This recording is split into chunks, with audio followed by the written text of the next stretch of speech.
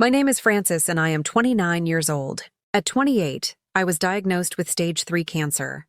I still remember the exact moment the doctor said the words, like they were spoken underwater, but somehow still loud enough to split my life in two. 1 second I was a normal working woman with small dreams and long plans, and the next second I was a patient with a ticking clock. My hands were shaking when I walked out of the hospital, my phone heavy in my palm, because there was only one thing I wanted to do: call my parents. I called my parents crying. I didn't even say hello properly. I just broke down, words tumbling over each other, telling them what the doctor said. How serious it was, how scared I was. There was a silence on the other end that felt wrong, too long, too empty. Then my dad sighed and said the words that still echo in my head. "We can't deal with this right now. Your sister is planning her wedding." I thought I misheard him. I waited for him to correct himself, to say sorry, to ask how bad it was, to tell me to come home. Instead, my mom added, softly, that this was a stressful time for the family, and that I should be strong. That call ended quickly.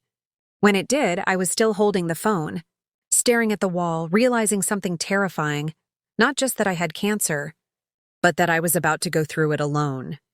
The days that followed blurred into appointments, scans, and paperwork.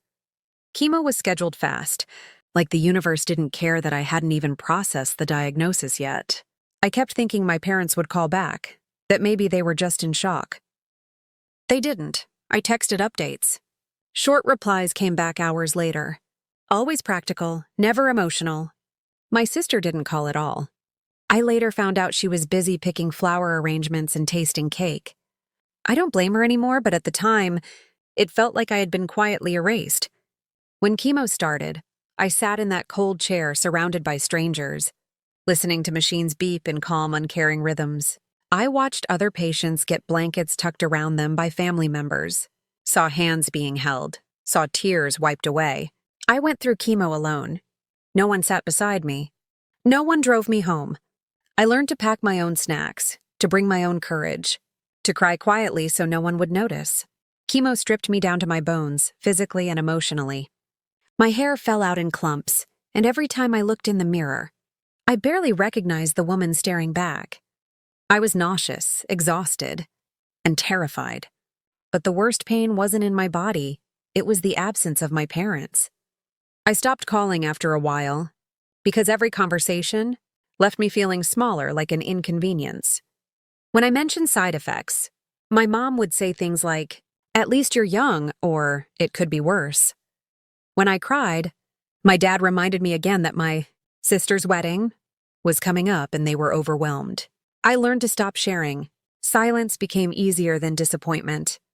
I attended my sister's wedding wearing a wig that didn't quite feel like mine and a smile that hurt my face more than chemo ever did. People congratulated my parents on raising such a beautiful bride. No one asked about me. My parents didn't introduce me as their sick daughter. I was just Frances, the other one. I stood in the corner during the reception, sipping water, feeling dizzy, wondering how it was possible to feel so invisible in a room full of people who shared my blood. When the music played and everyone danced, I slipped outside and sat alone under the stars, hugging my knees, promising myself one thing: if I survived this, I would never forget who showed up and who didn't. The treatments dragged on for months. There were nights I slept on the bathroom floor because it was closer to the toilet. There were mornings I couldn't lift my head without feeling like the world was spinning. Still, I went to every appointment. I signed every form. I fought, even when I was tired of being strong. 2 years later, after more fear than I knew a human could hold, the doctor finally said the words I had barely dared to imagine. I was cancer-free. I cried harder than I had the day I was diagnosed. I wanted to call my parents, but something stopped me. Instead, I sat in my car, hands on the steering wheel, breathing, realizing I had survived the hardest chapter of my life without them. Last week, my dad called crying. His voice was shaking, broken in a way I had never heard before. He said he needed a caregiver. He said he was scared. As he spoke, every memory came rushing back. The hospital chair, the empty waiting rooms, the wedding music playing while I sat outside alone. My heart didn't race. My hands didn't shake. I listened calmly because I already knew what my answer would be. My answer took exactly 4 words. When my dad finished speaking, there was a long silence on the line, the kind that demands something from you. He was crying, actually crying, telling me how weak he felt, how doctors said he couldn't manage alone anymore, how my mother was exhausted, how they needed help. He said my name the way he used to when I was a child and had fallen down, like calling me would magically fix everything. Last week, Dad called crying, he needs a caregiver. As I listened, I realized something shocking about myself. I didn't feel anger the way I expected to. I felt clear, calm, like a door inside me had already closed a long time ago. My answer took exactly 4 words. I said them slowly, clearly, without raising my voice. I can't deal now. The line went completely silent. No breathing. No sobbing. Just emptiness. For the first time in my life, my dad had no words. After I hung up, I sat there staring at my phone, waiting for guilt to crash into me.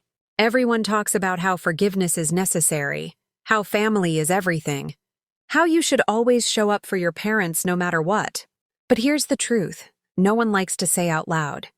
Sometimes the people who abandon you during your worst moments don't get to demand you during theirs. I didn't scream at him. I didn't insult him. I didn't throw my cancer in his face. I simply reflected his own words back to him, years later when the roles were reversed, and somehow that felt more powerful than any long speech ever could. My mom called later that night, her tone sharp, accusing me of being heartless, of forgetting everything they had done for me growing up. I listened quietly, letting her words roll over me like waves that no longer had the strength to pull me under.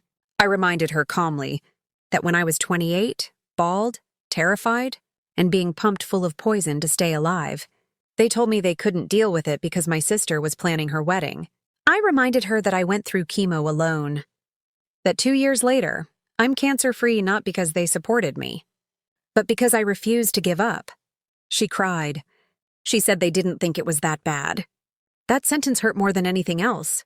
Cancer doesn't get less real just because it's inconvenient.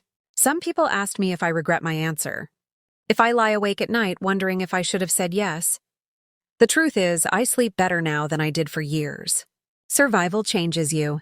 It burns away the need to please people who don't protect you. I didn't stop loving my parents during cancer.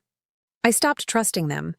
And trust, once broken at that level, doesn't magically grow back because someone is scared. I learned that compassion doesn't mean self-sacrifice. And boundaries don't make you cruel, they make you sane. My sister reached out after hearing what happened. She said I was being dramatic, that I was punishing Dad for something in the past. I told her this wasn't punishment. This was consequence. When you teach someone they're alone in a crisis, don't be shocked when they believe you later. I reminded her that during my treatments, no one rearranged schedules for me. No one dropped everything. No one moved mountains. I survived anyway. That doesn't mean I owe my strength to anyone who watched from a distance. People love stories where the sick daughter forgives everyone and rushes back home to care for aging parents. This isn't that story. This is a story about a young woman who learned her worth the hard way. About a woman who realized that love without action is just noise. At 28, I was diagnosed with stage 3 cancer. I called my parents crying. Dad said, "We can't deal with this right now. Your sister is planning her wedding." I went through chemo alone. 2 years later, I'm cancer-free. Last week, Dad called crying, he needs a caregiver. My answer took exactly 4 words. Those words weren't revenge. They were truth. I still hope my parents find support. I hope they find peace. I just know it doesn't have to come at the cost of reopening wounds that nearly destroyed me. Walking away doesn't always mean hatred. Sometimes it means survival. And sometimes the bravest thing you can do is refuse to rewrite history just to make someone else more comfortable. If this story made you feel something, anger, strength, clarity, or even permission to set your own boundaries, then you're not alone. Stories like this exist because real people live them. If you want to hear more real, raw stories about betrayal, survival, and quiet revenge, make sure you subscribe to the channel and stay with us for the next one.